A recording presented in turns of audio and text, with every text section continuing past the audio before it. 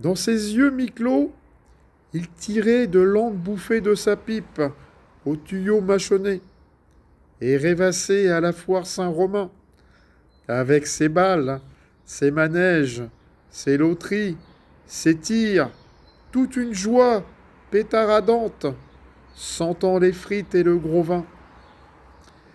N'ayant pas de veille à prendre, ils s'étendaient l'un après l'autre, fatigués de la longue nuit passée à charrier des tôles ondulées.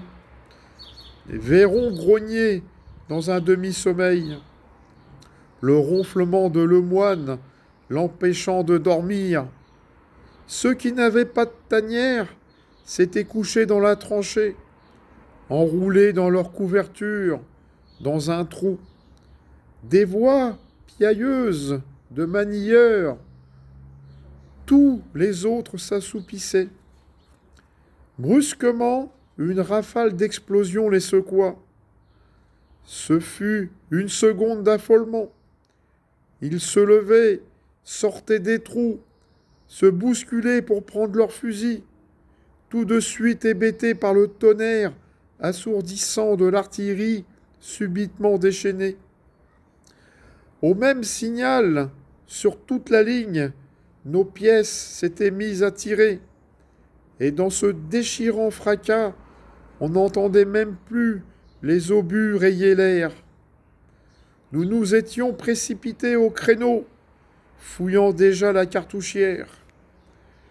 Au bout du terrain vague qui séparait les deux réseaux, juste sur la ligne allemande, dont on apercevait encore le lacet sinueux dans la fumée, les obus tapaient à coups furieux, faisant voler des morceaux de tranchées blanches, comme des copeaux sous un rabot de menuisier. Énervés, nous courions de droite à gauche.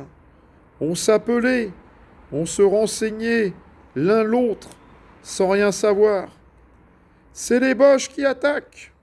C'est un barrage. Non, c'est pour faire sauter leurs mitrailleuses. Il paraît que le 3e bataillon va sortir pour enlever le bois.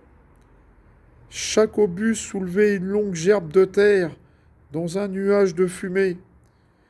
Ceux qui tombaient sur le bois déracinaient des arbres entiers et le jetaient dans le taillis.